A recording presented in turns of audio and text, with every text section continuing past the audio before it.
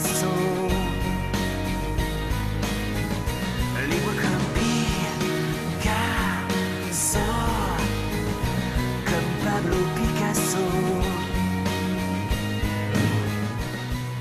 On va commencer par une exposition exceptionnelle dans laquelle l'artiste Picasso, dont vous avez peut-être déjà vu des œuvres, soit dans des expositions, soit dans des musées, soit dans vos magazines, eh bien l'artiste est confronté. Alors là, c'est le mot confronté qui est intéressant, confronté au plus grand maître de l'art contemporain. Comment est-ce qu'on le peut confronter? Ça veut dire quoi? Mettre des tableaux de Picasso et mettre des tableaux d'artistes contemporains qui ont été inspirés par Picasso. Voilà. Donc effectivement, il y a une confrontation des œuvres parce qu'il y a le maître quelque part et il y a les suiveurs.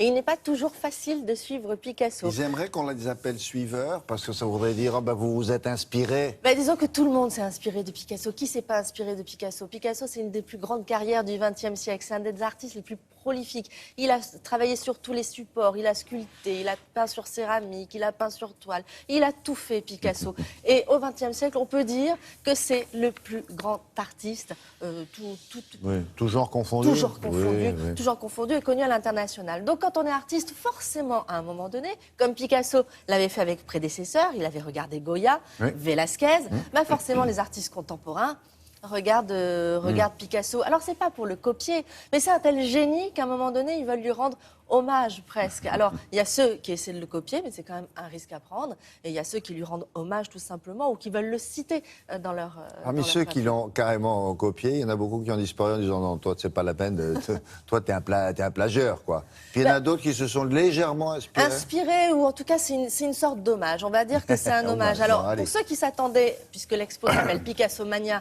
à voir que du Picasso, non, Picasso est présent, par ensemble. On a tout mis ses chefs-d'œuvre sur des murs comme ça, côte à côte. C'est plutôt pas mal fait. On a souvent l'habitude de voir, avec beaucoup d'espace, les chefs-d'œuvre. Par moment, il y a des murs entiers, c'est que du Picasso, mais c'est un tiers de l'expo. Le reste, c'est des Jeff Koons, c'est du Roy Lichtenstein, c'est Andy Warhol, c'est Basquiat, etc. etc.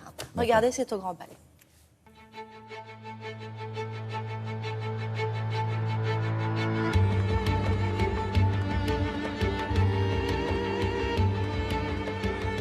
Picasso a une personnalité et une œuvre tellement riche qui part dans tellement de directions différentes que les réponses sont infinies. Il y a dans l'exposition aussi bien des films, des vidéos, des extraits de publicité, des extraits de clips musicaux et bien sûr des réponses qui sont plus classiques, plus attendues, comme des tableaux. Mais c'est à l'image du caractère absolument proliférant et protéiforme de l'œuvre de Picasso.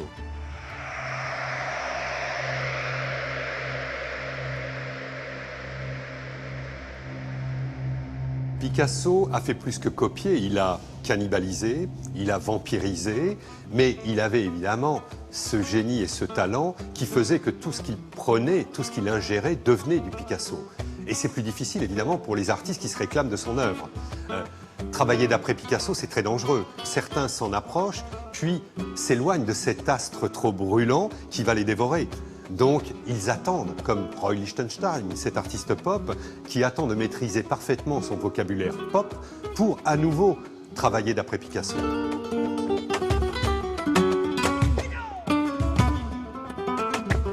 Au-delà de son œuvre, il y a une figure, il y a un personnage, il y a un mythe. Et si on veut l'approcher, il est souvent plus prudent d'adopter une attitude qui est celle de l'ironie, voire du sarcasme, d'une forme qui peut s'apparenter à l'irrespect. C'est au fond un moyen de se sauver de cette influence qui peut être une influence dans laquelle vous vous perdez. D'où la tonalité dans l'exposition, cette espèce de légèreté qui est comme ça en suspens et qui est au fond le garde-fou et la protection que les artistes ont trouvé pour s'approcher tout en gardant une certaine distance avec le grand œuvre.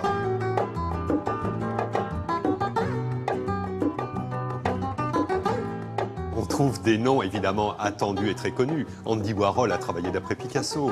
Mauricio Catalan campe une marionnette, un personnage de Picasso qu'on trouve à l'entrée de l'exposition. Mais il y a aussi des artistes beaucoup moins connus et attendus, comme des artistes afro-américains comme Cole Scott ou Faye Feingold, qu'on voit, je pense, pour la première fois en France.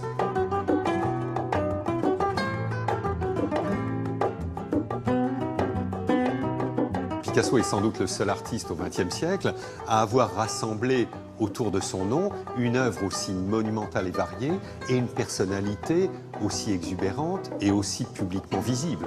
On a assisté véritablement à la constitution d'un mythe comparable à celui des très très grands génies de l'histoire universelle. Mozart sans doute, Michel-Ange peut-être, Léonard de Vinci, oui, Picasso s'ajoute à cette grande histoire des grands génies universels.